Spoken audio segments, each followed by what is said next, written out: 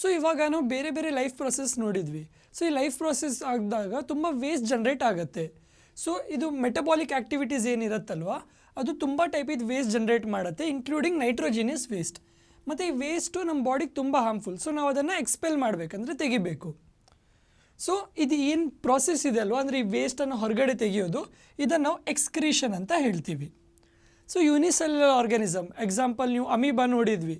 So amoeba ಅಂತ unicellular organism ಏನು ಮಾಡುತ್ತೆ, ಅದು ಸುಮ್ಮನೆ ಅವರ ಸೆಲ್ ವಾಲಿಂದ ಡಿಫ್ಯೂಸ್ ಮಾಡಿ ಬಿಡುತ್ತೆ. ಬಟ್ ನಾವು ಯೂನಿಸೆಲ್ಯುಲರ್ ಅಲ್ಲ, ನಾವು ತುಂಬ ಕಾಂಪ್ಲೆಕ್ಸ್ ಮಲ್ಟಿಸೆಲ್ಯುಲರ್ ಆರ್ಗ್ಯಾನಿಸಮ್. ಸೊ ನಮ್ಮದ್ರಲ್ಲಿ ಎಕ್ಸ್ಕ್ರೀಷನಿಗೂ ಕೂಡ ಒಂದು ತುಂಬ ಡೀಟೇಲ್ಡ್ ಆಗಿ ಒಂದು ಪ್ರಾಸೆಸ್ ಇದೆ. ಸೊ ಅದನ್ನು ಡೀಟೇಲಾಗಿ ನೋಡೋಣ. ಸೊ ಇವಾಗ ಹ್ಯೂಮನ್ ಎಕ್ಸ್ಕ್ರಿಟರಿ ಸಿಸ್ಟಮಲ್ಲಿ ಟೋಟಲ್ 4 ಪಾರ್ಟ್ಸ್ ಇದೆ: kidneys, ureter, urinary bladder, urethra. So ನಮ್ಮ ಬಾಡಿಯಲ್ಲಿ 2 ಕಿಡ್ನೀಸ್ ಇರುತ್ತೆ. ಸೊ ಈ ಥರ ಇಲ್ಲಿದೆಯಲ್ವ, ಇದು ಬೀನ್ ಶೇಪ್ಡ್ ಇರುತ್ತೆ. ನಾವು ಕಿಡ್ನಿ ಬೀನ್ಸ್ ಅಂತ ಹೇಳ್ತೀವಲ್ವ, ಸೊ ಅದಕ್ಕೇನೆ ಇದು ಬೀನ್ ಶೇಪ್ಡ್ ಆಗಿರುತ್ತೆ. ನೆಕ್ಸ್ಟ್ ಏನಿದೆ, ಇಲ್ಲೊಂದು ಯೂರಿನರಿ ಬ್ಲಾಡರ್ ಇದೆ. ಈ ಕಿಡ್ನಿ ಮತ್ತು ಯೂರಿನರಿ ಬ್ಲಾಡರ್ಗೆ ಒಂದು ಕನೆಕ್ಟ್ ಆಗಿ ಇಲ್ಲಿ ಒಂದು ಯೂರೇಟರ್ ಇದೆ.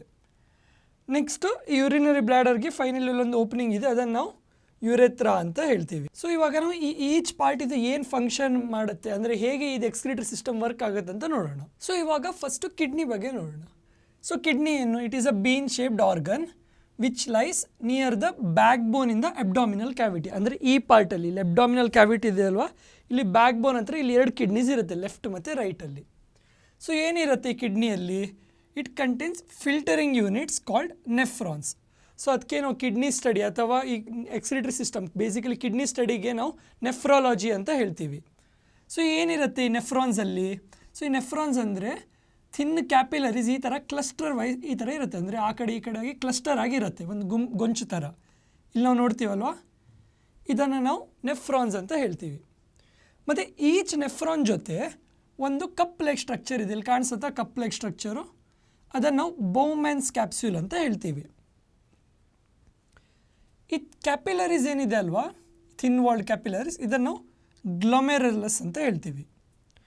ಮತ್ತು ಇವಾಗ ಇದು ಕ್ಲಸ್ಟರ್ ಜೊತೆ ಏನು ಬೌಮ್ಯಾನ್ಸ್ ಕ್ಯಾಪ್ಸ್ಯೂಲ್ ಇದೆ ಅಲ್ವಾ, ಅದರಲ್ಲಿ ಫಿಲ್ಟ್ರೇಟ್ ಇರುತ್ತೆ. ಫಿಲ್ಟ್ರೇಟ್ ಅಂದರೆ ಏನು, ಇವಾಗೇನು ಬ್ಲಡ್ ಬರುತ್ತಲ್ವ ಕ್ಲೀನ್ ಆಗಬೇಕು, ಆ ಬ್ಲಡ್ಡಲ್ಲಿ ವೇಸ್ಟ್ ಇದೆ, ಆ ವೇಸ್ಟು ಕ್ಲಿಯರ್ ಅಂದರೆ ಸಪ್ರೇಟ್ ಆಗಬೇಕು. ಸೊ ಇದರಿಂದ ಇಲ್ಲಿ ಪಾಸ್ ಆಗಿ ಆ ಬೌಮ್ಯಾನ್ಸ್ ಕ್ಯಾಪ್ಸ್ಯೂಲ್ ಏನೆಲ್ಲ ಇದೆ ಅಲ್ವಾ, ಅದು ಫಸ್ಟ್ ಇಲ್ಲಿ ಕಲೆಕ್ಟ್ ಆಗುತ್ತೆ. ಏನೆಲ್ಲ ಫಿಲ್ಟ್ರೇಟ್ ಇದೆ ಅದು ಬೌಮ್ಯಾನ್ಸ್ ಕ್ಯಾಪ್ಸ್ಯೂಲಲ್ಲಿ ಕಲೆಕ್ಟ್ ಆಗುತ್ತೆ. ಅದರಲ್ಲಿ ಎಲ್ಲ ವೇಸ್ಟ್ ಇರೋದಿಲ್ಲ, ಅದರಲ್ಲಿ ಗ್ಲೂಕೋಸು ಅದೆಲ್ಲ ಕೂಡ ಇರೋದು, ಗ್ಲೂಕೋಸ್, ವಾಟರ್ ಗ್ಲೂಕೋಸ್ ಎಲ್ಲ ವೇಸ್ಟ್ ಅಲ್ಲ. ಸೊ ಅದು ಫಸ್ಟ್ ಇಲ್ಲಿ ಕಲೆಕ್ಟ್ ಆಗುತ್ತೆ, ಮುಂದೋಗಿ ಅದು ಸಪ್ರೇಟ್ ಆಗುತ್ತೆ. ಏನಾಗುತ್ತೆ ಅಂತ ನೋಡೋಣ. ಸೊ ಇವಾಗ ನಾನು ಏನು ಹೇಳ್ದೆ ಅಲ್ಲ ಅದೇ ಇಲ್ಲಿದೆ. ಸೊ ಫಸ್ಟು ಏನು ಬ್ಲಡ್ ಕ್ಲೀನ್ ಆಗಬೇಕಲ್ಲ, ವೇಸ್ಟ್ ಇದೆ ಬ್ಲಡ್ಡಲ್ಲಿ, ಅದಿಲ್ಲಿ ಪಾಸ್ ಆಗುತ್ತೆ, ಗ್ಲೊಮೆರುಲಸ್ಸಿಂದೆಲ್ಲ ಪಾಸ್ ಆಗಿ ಏನೆಲ್ಲ ವೇಸ್ಟ್ ಇದೆ ಅದು ಫಿಲ್ಟರ್ ಆಗಿ ಆ ಫಿಲ್ಟ್ರೇಟ್ ಇಲ್ಲಿ ಬೌಮ್ಯಾನ್ಸ್ ಕ್ಯಾಪ್ಸ್ಯೂಲಲ್ಲಿ ಇರುತ್ತೆ. ಇದರಲ್ಲಿ ಗ್ಲೂಕೋಸ್, ಅಮಿನೋ ಆ್ಯಸಿಡ್ಸ್ ಕೂಡ ಇರುತ್ತೆ, ಅದು ಬಾಡಿಗೆ ಬೇಕು, ವಾಟರು ಅದೆಲ್ಲ ಬೇಕು, ಪ್ಲಸ್ ಅದರ್ ವೇಸ್ಟ್ ಇರುತ್ತೆ. ಇಲ್ಲಿಂದ ಈ ಥರ ಪಾಸ್ ಆಗ್ತಾ ಹೋಗ್ತಾ ಇಲ್ಲಿ ಸಿಲೆಕ್ಟಿವ್ಲಿ ಅಬ್ಸಾರ್ಬ್ ಆಗುತ್ತೆ, ಅಂದರೆ ಏನು ಬೇಕು ಅದು ಅಬ್ಸಾರ್ಬ್ ಆಗ್ತಾ ಇರುತ್ತೆ. ಉಳಿದಿರೋದೆಲ್ಲ ಈ ಥರ ಸೀದಾ ಇಲ್ಲಿ ಪಾಸ್ ಆಗಿ ಕಲೆಕ್ಟಿಂಗ್ ಡಕ್ಟಲ್ಲಿ ಹೋಗುತ್ತೆ. ಇಲ್ಲಿ ನೀವು ನೋಡ್ಬೋದು ಕಲೆಕ್ಟಿಂಗ್ ಡಕ್ಟಲ್ಲಿ ಬೇರೆ ಓಪನಿಂಗ್ಸ್ ಕೂಡ ಇದೆ. ಇದೇನು, ಈ ಥರ ಬೇರೆ ನೆಫ್ರಾನ್ ಕೂಡ ಇರ್ಬೋದು. ಇಲ್ಲಿ ಬೇರೆ ನೆಫ್ರಾನ್ಸ್ ಈ ಥರ ಇರುತ್ತೆ, ಅದಕ್ಕೂ ಬೌಮ್ಯಾನ್ಸ್ ಕ್ಯಾಪ್ಸ್ಯೂಲ್ ಈ ಥರ ಇರುತ್ತೆ. ಆ ಥರ ನಮ್ಮ ಕಿಡ್ನಿಯಲ್ಲಿ ತುಂಬ ಆ ಥರ ಯೂನಿಟ್ಸ್ ಇರುತ್ತೆ ನೆಫ್ರಾನ್ಸ್. ಸೊ ಫೈನಲಿ ಎಲ್ಲ ವೇಸ್ಟ್ ಇಲ್ಲಿ ಕಲೆಕ್ಟಿಂಗ್ ಡಕ್ಟಲ್ಲಿ ಬರುತ್ತೆ, ಬೇಕಿರೋದೆಲ್ಲ ಅಬ್ಸಾರ್ಬ್ ಮಾಡ್ತಾ ಇರುತ್ತೆ. ಅದೇ ಇವಾಗ ಇಲ್ಲಿ ಮೇನ್ ಇಂಪಾರ್ಟೆಂಟ್ ಅಂದರೆ ವಾಟರ್, ಎಷ್ಟು ವಾಟರ್ ಅಬ್ಸಾರ್ಬ್ ಆಗಬೇಕು ಅಂತ. ಸೊ ನಮ್ಮ ಬಾಡಿಯಲ್ಲಿ ಎಷ್ಟು ವಾಟ್ರ್ ಬೇಕು ಅದು ಫಸ್ಟ್ ಇಲ್ಲಿ ಅಬ್ಸಾರ್ಬ್ ಮಾಡ್ಕೊಂಡಿರುತ್ತೆ, ಉಳಿದಿರೋದು ವಾಟ್ರು ಕಲೆಕ್ಟಿಂಗ್ ಡಕ್ಟಲ್ಲಿ ಹೋಗುತ್ತೆ. ಅದಕ್ಕೆ ನಾವು ನೋಡಿದ್ರೆ ಸಮ್ಮರಲ್ಲಿ ನಾವು ಯೂರಿನ್ ಪಾಸ್ ಮಾಡಿದಾಗ ಯೂಶ್ವಲಿ ಯೆಲ್ಲೋ ಕಲರ್ ಇರುತ್ತೆ. ಯಾಕೆ, ನಮ್ಮ ಬಾಡಿಯಲ್ಲಿ ವಾಟ್ರ್ ಕಮ್ಮಿ ಇರುತ್ತೆ. ಸೊ ಇಲ್ಲಿ ಇರೋದೆಲ್ಲ ವಾಟ್ರು ಅಬ್ಸಾರ್ಬ್ ಮಾಡ್ಕೊಂಡಿರುತ್ತೆ. ಸೊ ಇಲ್ಲಿ ಯೂರಿನಲ್ಲಿ ವಾಟ್ರ್ ಅಮೌಂಟ್ ಕಡಿಮೆ ಇರುತ್ತೆ, ಸ್ಟ್ರಾಂಗ್ ಇದು ಡೈಲ್ಯೂಟೆಡ್ ಆಗಿ ಇರೋದಿಲ್ಲ.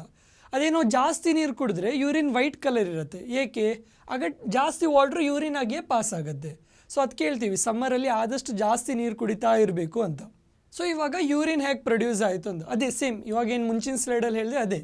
ಸೊ ಏನಾಗುತ್ತೆ, ಯೂರಿನ್ ಎಕ್ಸ್ಕ್ರಿಷನ್ ಮೇನ್ ಐಡಿಯಾ ಏನಂದರೆ ವೇಸ್ಟ್ ಸಬ್ಸ್ಟೆನ್ಸ್ನ ಬ್ಲಡ್ಡಿಂದ ರಿಮೂವ್ ಮಾಡೋದು ಅಂತ. ಸೊ ಈ ನೈಟ್ರೋಜಿನಸ್ ವೇಸ್ಟ್ ಏನಿದೆಯಲ್ಲ, ಯೂರಿಯಾ, ಯೂರಿಕ್ ಆ್ಯಸಿಡ್ ಅದೆಲ್ಲ ಬ್ಲಡ್ಡಿಂದ ರಿಮೂವ್ ಆಗುತ್ತೆ. ಎಲ್ಲಿ, ನೆಫ್ರಾನ್ಸಲ್ಲಿ.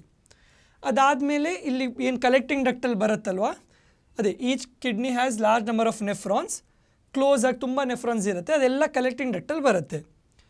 ಅದರಲ್ಲಿ ಇನಿಷಿಯಲ್ ಫಿಲ್ಟ್ರೇಟಲ್ಲಿ ನಾನು ಹೇಳ್ದಲ್ಲ ಗ್ಲೂಕೋಸ್ ಅಮಿನೋ ಆ್ಯಸಿಡ್ಸ್ ಅದೆಲ್ಲ ಸಿಲೆಕ್ಟಿವ್ಲಿ ಅಬ್ಸಾರ್ಬ್ ಆಗಿರುತ್ತೆ. ಮತ್ತು ಏನು ಯೂರಿನ್ ಲಾಸ್ಟ್ ಏನಿದೆಯಲ್ಲ ಅದು ಯೂರಿನ್ ಟ್ಯೂಬ್ ಒಳಗೆ ಹೋಗುತ್ತೆ. ಸೊ ಇವಾಗ ನಾವು ಏನು ನೋಡಿದೆಯಲ್ಲ ಅದೇ ಒಂದು ಸತಿ ಪುನಃ ರಿವೈಸ್ ಮಾಡೋಣ. ಸೊ ಯೂರಿನ್ ಎಕ್ಸ್ಕ್ರಿಷನ್ ಯಾಕೆ ಮೇನ್ ಅಂದರೆ ವೇಸ್ಟ್, ಬ್ಲಡ್ಡಿಂದ ವೇಸ್ಟ್ ತೆಗಿಯೋಕ್ಕೆ. ಸೊ ಎಲ್ಲಿ ಆಗುತ್ತೆ? ಕಿಡ್ನಿಯಲ್ಲಿ ಏನಿದೆ? ತುಂಬ ನೆಫ್ರಾನ್ಸ್ ಇದೆ. ಸೊ ಈ ನೆಫ್ರಾನ್ಸಲ್ಲಿ ಫಿಲ್ಟರ್ ಆಗುತ್ತೆ. ಏನು ಫಿಲ್ಟರ್ ಆಗುತ್ತೆ? ನೈಟ್ರೋಜಿನಿಯಸ್ ವೇಸ್ಟ್, ಯೂರಿಯಾ, ಯೂರಿಕ್ ಆ್ಯಸಿಡ್ ಇಂಥದ್ದೆಲ್ಲ ಫಿಲ್ಟರ್ ಆಗುತ್ತೆ. ಈ ಇನಿಷಿಯಲ್ ಫಿಲ್ಟ್ರೇಟ್ ಏನು ಬೋಮೆನ್ಸ್ ಕ್ಯಾಪ್ಸ್ಯೂಲ್ ಇರುತ್ತಲ್ವ, ಅದು ಯೂರಿನ್ ಫಾರ್ಮಲ್ಲಿ as and it passes selectively absorb ಆಗುತ್ತೆ. ಏನು ಅಬ್ಸಾರ್ಬ್ ಆಗುತ್ತೆ? ಗ್ಲೂಕೋಸು, ಅಮಿನೋ ಆ್ಯಸಿಡ್ಸು, ವಾಟರ್ ಪುನಃ ಹೇಳಿದೆ ಎಷ್ಟು ಅಬ್ಸಾರ್ಬ್ ಆಗಬೇಕು, ಎಲ್ಲ ಅಬ್ಸಾರ್ಬ್ ಆಗಿರೋದು. ಉಳಿದಿರೋದೆಲ್ಲ ಇಲ್ಲಿ ಕಲೆಕ್ಟಿಂಗ್ ಡಕ್ಟಲ್ಲಿ ಬರುತ್ತೆ. ಸೊ ಇವಾಗ ಅದೇ ಹೇಳ್ದಲ್ಲೋ, ಎಷ್ಟು ವಾಟರ್ ಅಬ್ಸಾರ್ಬ್ ಆಗಬೇಕು ಅದು 2 ಫ್ಯಾಕ್ಟ್ರ್ ಮೇಲೆ ಡಿಪೆಂಡ್ ಆಗುತ್ತೆ. ಫಸ್ಟ್ ಏನಂದರೆ ನಮ್ಮ ಬಾಡಿಯಲ್ಲಿ ಎಷ್ಟು ಎಕ್ಸೆಸ್ ವಾಟರ್ ಇದೆ ಅದ್ರ ಮೇಲೆ ಡಿಪೆಂಡ್ ಆಗುತ್ತೆ, ಮತ್ತು ಎಷ್ಟು ವೇಸ್ಟ್ ಡಿಸಾಲ್ವ್ ಆಗಬೇಕು ಅದ್ರ ಮೇಲೆ ಡಿಪೆಂಡ್ ಆಗಿ ಆ ವಾಟರ್ ಅಬ್ಸಾರ್ಬ್ ಆಗುತ್ತೆ. ಮತ್ತು ಇನ್ನೇನು ಫೈನಲಿ ಏನು ಯೂರಿನ್ ಫಾರ್ಮ್ ಆಗಿದೆಯಲ್ಲ ಕಿಡ್ನಿಯಲ್ಲಿ, ಅದಿಲ್ಲಿ ಹತ್ರ ಬರುತ್ತೆ, ಯೂರಿನರಿ ಬ್ಲ್ಯಾಡರ್ ಹತ್ರ ಬರುತ್ತೆ ಥ್ರೂ ಯೂರೇಟರ್. ಇಲ್ಲಿ ಯೂರೇಟರಿಂದ ಪಾಸ್ ಆಗಿ ಯೂರಿನರಿ ಬ್ಲ್ಯಾಡರ್ ಹತ್ರ ಬರುತ್ತೆ. ಆ ಯೂರಿನರಿ ಬ್ಲ್ಯಾಡರಲ್ಲಿ ಸ್ಟೋರ್ ಆಗಿರುತ್ತೆ. ಅಂದರೆ ಈಗ ನಾನು ನೀರು ಕುಡಿದ್ರೆ ಇವಾಗಲೇ ನನಗೆ ಯೂರಿನ್ ಹೋಗಬೇಕು ಆ ಥರ ಅಲ್ಲ. ಯೂರಿನ್ ಬ್ಲ್ಯಾಡರಲ್ಲಿ ಸ್ಟೋರ್ ಆಗಿರುತ್ತೆ. ಆ ಒಂದು ರೇಂಜ್ಗೆ ಸ್ಟೋರ್ ಆದಮೇಲೆ ನಮಗೆ ಅರ್ಜ್ ಫೀಲ್ ಆಗುತ್ತೆ, ಅಂದರೆ ಯೂರಿನ್ ಪಾಸ್ ಮಾಡಬೇಕು ಅಂತ. ಪುನಃ ಕಂಟ್ರೋಲ್ ಆ್ಯಂಡ್ ಕೋಆರ್ಡಿನೇಷನ್ ಬರುತ್ತೆ ಇಲ್ಲಿ. ನಮಗೆ ಅದು ಯೂರಿನ್ ಪಾಸ್ ಮಾಡಬೇಕಂತ ನಮಗೆ ಅರ್ಜ್ ಫೀಲ್ ಆಗುತ್ತೆ. ದೆನ್ ಅಲ್ಲಿಂದ ಯೂರೇತ್ರದಿಂದ ನಾವು ಯೂರಿನನ್ನು ಪಾಸ್ ಮಾಡ್ತೀವಿ. So this is how excretory system works. So ಇವಾಗ ನಾವು ಎಕ್ಸ್ಕ್ರಿಷನ್ ಇನ್ ಹ್ಯೂಮನ್ಸ್ ಅರ್ಥ ಮಾಡ್ಕೊಂಡ್ಮೇಲೆ ಕಿಡ್ನಿದು ಎಷ್ಟು ಇಂಪಾರ್ಟೆನ್ಸ್ ಅಂತ ನಮ್ಗೆ ಗೊತ್ತಾಯಿದ್ದು. ಬಟ್ ಏನಾಗುತ್ತಂದರೆ ಸ್ವಲ್ಪ ಏನಾದರೂ ಡಿಸೀಸ್ ಬಂತು ಅಥವಾ ಏಜ್ ಫ್ಯಾಕ್ಟರ್ ಏನೋ ಕಾರಣಕ್ಕೆ ಕಿಡ್ನಿ ಫಂಕ್ಷನ್ನು ಸ್ಟಾಪ್ ಆಗೋದು, ಕಿಡ್ನಿ ಫೇಲ್ ಅಂತ ಹೇಳ್ತೀವಿ, ಅಥವಾ ಕಿಡ್ನಿ ವೀಕ್ ಆಗಿರೋ ಚಾನ್ಸು ಇರುತ್ತೆ. ಸೊ ಅಂಥ ಕೇಸಲ್ಲಿ ನಾವು ಡಯಾಲಿಸಿಸ್ ಅಂತ ಒಂದು ಪ್ರೊಸೀಜರ್ ಯೂಸ್ ಮಾಡ್ತೀವಿ. ಸೊ ಡಯಾಲಿಸಿಸ್ ಏನು ಮಾಡುತ್ತಂದರೆ ಈ ಕಿಡ್ನಿ ಏನು ಮಾಡುತ್ತಲ್ವ ಅದೇ ಆರ್ಟಿಫಿಷಿಯಲ್ನ ಹೊರಗಡೆ ರೆಪ್ಲಿಕೇಟ್ ಮಾಡ್ತೀವಿ.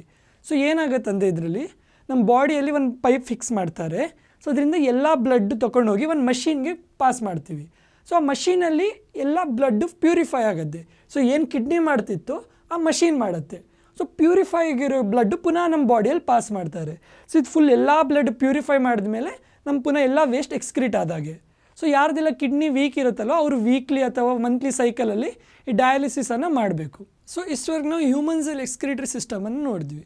ಇವಾಗ ಪ್ಲ್ಯಾಂಟ್ಸಲ್ಲಿ ಕೂಡ ವೇಸ್ಟ್ ಜನ್ರೇಟ್ ಆಗುತ್ತಲ್ವ. ಸೊ ಪ್ಲ್ಯಾಂಟ್ಸ್ ಹೇಗೆ ಮಾಡುತ್ತೆ? ಸೊ ನಾವು ಡೀಟೇಲಾಗಿ ಹೋಗೋದಿಲ್ಲ, ಬಟ್ ಅದರಲ್ಲಿ ಸ್ವಲ್ಪ ಸ್ಟ್ರಾಟಜೀಸ್ ಯೂಸ್ ಮಾಡ್ತಾರೆ ಪ್ಲ್ಯಾಂಟ್ ಅದನ್ನು ಎಕ್ಸ್ಕ್ರೀಟ್ ಮಾಡೋಕ್ಕೆ. ಸೊ ಅದನ್ನು 1 by 1 ನೋಡೋಣ. ಸೊ ಫಸ್ಟ್ ಒನ್ ಏನಂದರೆ oxygen and carbon dioxide diffuse through stomata ಏನಂತ ನೋಡಿದ್ದೀವಿ. ಸೊ ಇವಾಗ ಆಕ್ಸಿಜನ್ ಕೂಡ ವೇಸ್ಟ್ ಅಂತ ಹೇಳ್ತಿದ್ದಾರೆ, ಕಾರ್ಬನ್ ಡೈಆಕ್ಸೈಡ್ ಕೂಡ ವೇಸ್ಟ್. ಯಾವಾಗ? ಫೋಟೋಸಿಂಥಸಿಸಲ್ಲಿ ಆಕ್ಸಿಜನ್ ವೇಸ್ಟು, ಕಾರ್ಬನ್ ಡೈಆಕ್ಸೈಡ್ ರೆಸ್ಪಿರೇಷನಲ್ಲಿ.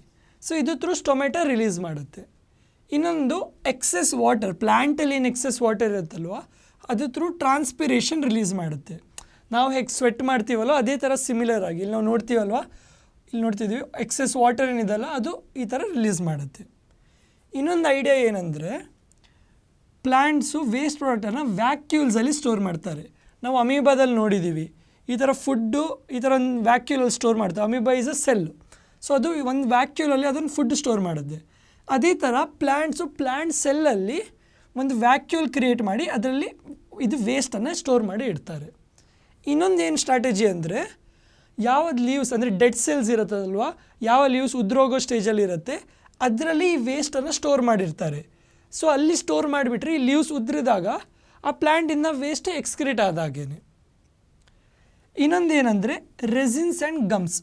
ಸೊ ಇವಾಗ ನೀವು ರಬ್ಬರ್ ಪ್ಲ್ಯಾಂಟ್ ಅಥವಾ ಜಾಕ್ ಫ್ರೂಟೆಲ್ಲ ನೋಡಿದ್ರೆ ನಾವು ಇದು ಲೀವ್ಸ್ ಕಟ್ ಮಾಡಿದ ಬ್ರಾಂಚಿಗೆ ಒಂದು ಸ್ಕ್ರ್ಯಾಚ್ ಹೊಡೆದ್ರೆ ಗಮ್ ಥರ ಬರುತ್ತೆ.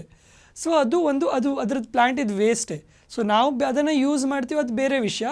ಬಟ್ ಅವ್ರದ್ದು ಸ್ಟ್ರಾಟಜಿ ಅದು ಲೈಕ್ ಆ ವೇಸ್ಟನ್ನು ಗಮ್ಸ್ ಫಾರ್ಮಲ್ಲಿ ಸ್ಟೋರ್ ಮಾಡ್ತಾರೆ. ಲಾಸ್ಟ್ ಏನಂದರೆ ಡೈರೆಕ್ಟ್ ಸಾಯಿಲಲ್ಲೇ ಅದನ್ನು ಎಕ್ಸ್ಕ್ರೀಟ್ ಮಾಡಿ ಬಿಡುತ್ತೆ.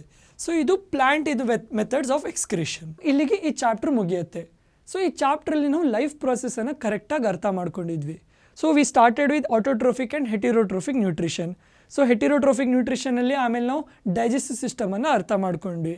ಸೊ ಈ ಡೈಜೆಸ್ಟಿವ್ ಸಿಸ್ಟಮ್ ಆದಮೇಲೆ ವಿ ಸ್ಟಾರ್ಟೆಡ್ ವಿತ್ ರೆಸ್ಪಿರೇಷನಲ್ಲಿ ಏರೋಬಿಕ್ ಮತ್ತು ಎನಿರೋಬಿಕ್. ಹ್ಯೂಮನ್ಸಲ್ಲಿ ಯಾವುದಾಗುತ್ತೆ? ಎರಡೂ ಆಗುತ್ತೆ, ಏರೋಬಿಕ್ ಮತ್ತು ಎನಿರೋಬಿಕ್. ಸೊ ಅದೇ ಏರೋಬಿಕ್ ರೆಸ್ಪಿರೇಷನಲ್ಲಿ ನಾವು ಫುಲ್ ರೆಸ್ಪಿರೇಟರಿ ಸಿಸ್ಟಮ್ನ ಅರ್ಥ ಮಾಡ್ಕೊಂಡ್ವಿ. Later we started with transportation.